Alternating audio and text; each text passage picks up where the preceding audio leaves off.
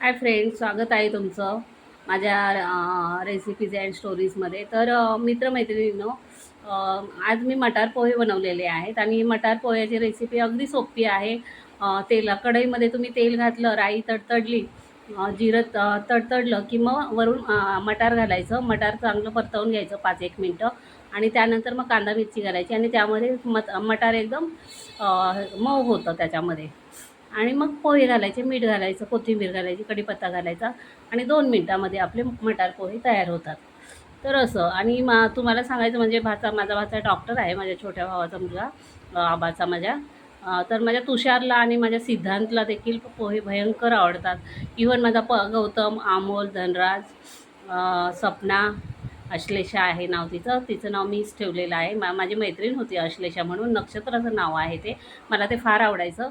तर जेव्हा आमच्या बापूला मुलगी झाली तेव्हा मी बापूला पत्र पाठवलं होतं. तेव्हा फोनची सुविधा नव्हती.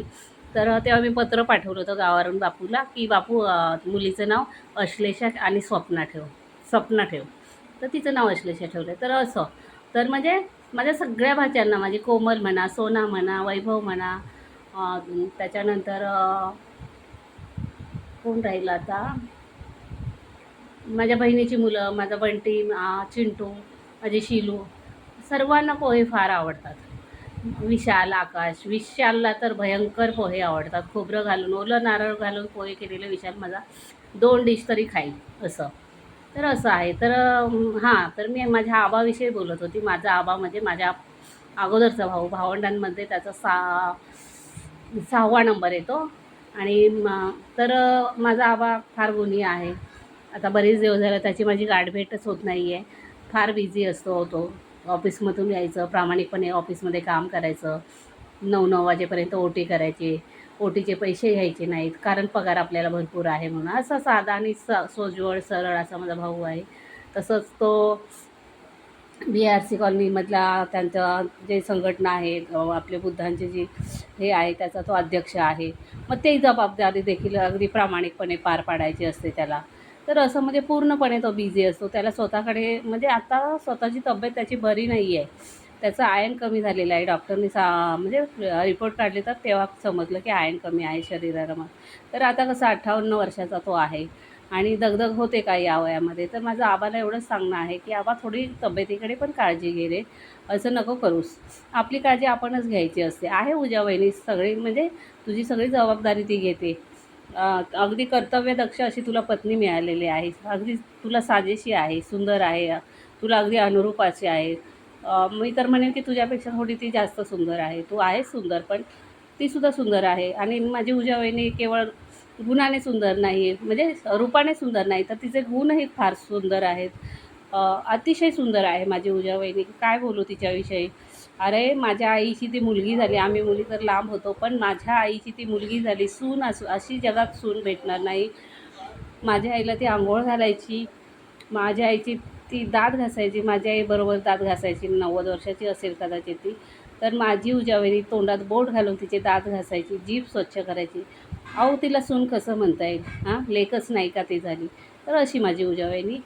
आणि माझ्या आबाला खूप छान पत्नी मिळालेली आहे माझी उजावणी. जसा माझा आबा आहे तर त्याला अनुरूप अशी ती पत्नी आहे. जसे त्याचे गुण आहेत त्याच्या गुणांचं अनुकरण माझी उजावणी करते. जसा माझा आबा म्हणेल तशी ती वागत असते. आणि ऑलराऊंडर आहे ती, ऑलराऊंडर, कशातही कमी नाही. आजपर्यंत मुलांची संगोपनं, मुलांची शाळा, मुलांचे कॉलेजेस, अमकं तमकं. तर आता माझा भाचा MD करत आहे पुण्याला, पिंपरी चिंचवड हॉस्पिटलमध्ये BMCच्या. आणि दुसरा भाचा माझा सिद्धांत IITमध्ये इंजिनिअरिंग करत आहे. तर असं माझ्या आभार, म्हणजे जे पुण्यकर्म केलेलं आहे त्याचं रिफ्लेक्शन आता पडत आहे आणि खूप चांगलं झालेलं आहे. माझी उजा वहिनी तर काय मी सांगू तुम्हाला, मी पैशामध्ये पोहत आहे. म्हणजे परमेश्वराने तिला, तथागताने तिला काहीच कमी केलेलं नाही. जसं तिचं कर्म तसं ते तिला फळ मिळालेलं आहे. आणि आज ती परीसारखी उडत आहे, योगा करते, पाली भाषा शिकते, सिंगिंगचा क्लास, दुसरा अजून कुठला, ड्रायव्हिंगचा क्लास. म्हणजे अशी ऑलराऊंडर अशी माझी उजावहिनी आहे. आणि असा माझा आबाही आहे. आबाविषयी काय बोलू, आबाविषयी जेवढं बोलावं तेवढं कमी आहे. अहो, आज जी कोणी मी मंत्रालयामध्ये आहे ती माझ्या आबामुळे. हे सगळं कष्ट माझ्या आबाचे आहेत. आबामुळे मी त्या मानाच्या खुर्चीमध्ये बसलेली आहे. माझ्या बाईचे कष्ट आहेत त्याच्यामध्ये. माझी बाई आबाची आणि माझी आई बनलेली आहे. तिनेच आपल्या शिक्षणाचा त्याग करून 2 लहान भावंडांना सांभाळण्याची जबाबदारी पार पाडलेली आहे. आईचं कर्तव्य तिने पार पाडलेलं आहे. आई जी आमची शेतामध्ये जायची कामाला, ती सकाळी जायची, ती संध्याकाळी 7 वाजता यायची. तर या भगिनीने फार मोठं मोलाचं कार्य आहे माझ्या बाईचं. तर आणि खरं सांगायचं तर तिचा जन्मच आहे 14 एप्रिलचा. तर म्हणजे का महान नसणार ती? अहो मुळातच ती महानच आहे. तिचा त्याग आहे. तिच्या त्यागामुळे आम्ही आज आबा आणि मी जे मोठमोठ्या पदावर आहोत ते माझ्या बाईचं योगदान आहे ते. मग तिला मी रमाई का नको म्हणून? माझ्यासाठी ती रमाईच आहे असं. तर किती बोलू आणि किती नको. आणि आबा तुझ्या गाण्याची मला फार आवड झाली रे. आम्ही तुला हसत होतो पूजा वहिनी आणि मी सारखं. बगळ्यांची माळ फुले अजूनी अंबरात. तर आबा ते मी गाणं ऐकलं रे. खरंच फार सुरेख गाणं आहे.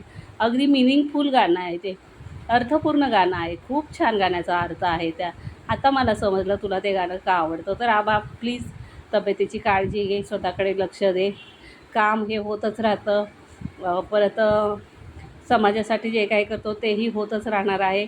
पण तू स्वतःकडे स्वतःची काळजी घे. जरी बीट तुला आवडत नसेल तरी बीट खा, बीटचे कटलेट खा, बीटची कोशिंबीर खा.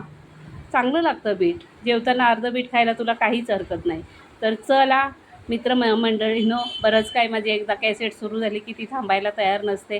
तर अशा प्रकारे आपले मटार पोहे जर तुम्हाला आवडलेस तर नक्कीच लाईक करा, शेअर करा, सबस्क्राईब करा आणि बेल आयकॉनला प्रेस करा.